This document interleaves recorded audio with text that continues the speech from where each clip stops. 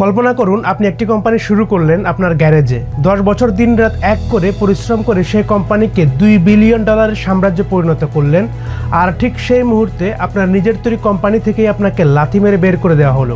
আপনার জীবনের সবচেয়ে বড় অর্জনটা আপনার সামনেই ধূলিসাৎ হয়ে গেল। আপনি কি ভেঙে পড়বেন, নাকি নতুন করে ইতিহাস লিখবেন? আজকের গল্পটা এমন এক ব্যক্তির যাকে তার নিজের ঘর থেকে বের করে দেওয়া হয়েছিল, কিন্তু তিনি ফিরে এসেছিলেন দাপটের সাথে, এমন এক বিপ্লব নিয়ে যা পুরো পৃথিবী বদলে দিয়েছে। তিনি আর কেউ নন, টেক জায়ান্ট অ্যাপলের প্রতিষ্ঠাতা স্টিভ জবস।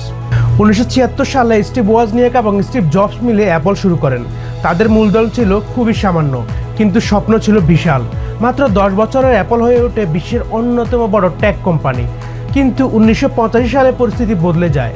জবসের ভীষণ আর তৎকালীন সিইও জন স্কালির মধ্যে দ্বন্দ্ব চরম পর্যায়ে পৌঁছায়। বোর্ডের সদস্যরা জবসের বিপক্ষে ভোট দেন। ফলাফল, নিজের হাতে গড়া সন্তানতুল্য অ্যাপল থেকে জবসকে বরখাস্ত করা হলো। স্টিভ জবস বলেন, তখন পুরো প্রাপ্তবয়স্ক জীবনের ধ্যান-জ্ঞান যা ছিল তা মুহূর্তেই হারিয়ে গেল।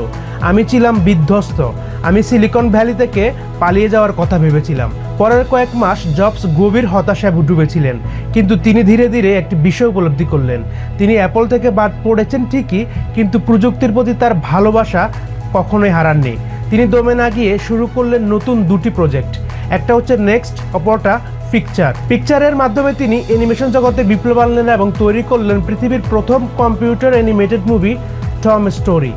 আর নেক্সটের মাধ্যমে তিনি এমন সব সফটওয়্যার তৈরি করলেন যা ভবিষ্যতের কম্পিউটিং ভিত্তি গড়ে দিল।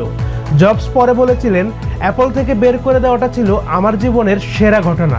সাফল্যের ভারী বোঝা নেমে গিয়ে আমার উপর এসেছিল নতুনের মতো হালকা হওয়ার স্বাধীনতা। এদিকে জবস ছাড়া অ্যাপল তখন দেওয়ালিয়া হওয়ার পথে। তাদের নতুন কোনো অপারেটিং সিস্টেম ছিল না। ভাগ্যের পরিহাসে 1996 সালে অ্যাপল $429 মিলিয়ন জবসের কোম্পানি নেক্সটকে কিনে নেয়। স্টিভ জবস আবার ফিরে আসেন তার ঘরে, তবে এবার তিনি আর সেই সাধারণ যুবক নন। তিনি একজন অভিজ্ঞ যুদ্ধজয়ী সেনাপতি। তিনি এসে অ্যাপলের অপ্রয়োজনীয় সব প্রজেক্ট বন্ধ করে দিলেন।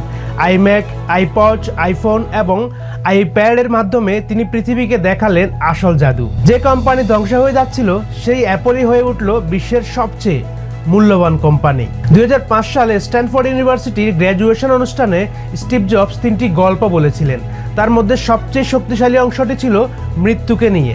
তিনি বলেছিলেন, আপনার সময় সীমিত, তাই অন্যের জীবন যাপন করে তা নষ্ট করবেন না। আপনার অন্তর আর সহজাত প্রবৃত্তি যা বলে তা শোনার সাহস করুন। তিনি আমাদের শিখিয়ে গেছেন, জীবনের বিন্দুগুলো বা ডটসগুলো হয়তো সামনে তাকালে মেলানো যায় না, কিন্তু পেছনের দিকে তাকালে বোঝা যায় কেন সেই দুঃখ বা সংগ্রামটা আমাদের জীবনে দরকার ছিল। স্টিভ জবসের জীবন আমাদের শেখায় যে ব্যর্থতা মানেই শেষ নয়। কখনো কখনো জীবন আপনার মাথায় ইট দিয়ে আঘাত করবে, কিন্তু বিশ্বাস হারাবেন না। আপনি যদি আজ কোনো কঠিন সময়ের মধ্যে দিয়ে যান, মনে রাখবেন হয়তো আপনার জীবনের সেরা অধ্যায়টি কেবল শুরু হতে যাচ্ছে। আপনার জীবনের সবচেয়ে বড় ব্যর্থতা কোনটি ছিল এবং তা থেকে আপনি কি শিখেছেন আমাদের কমেন্টে জানান।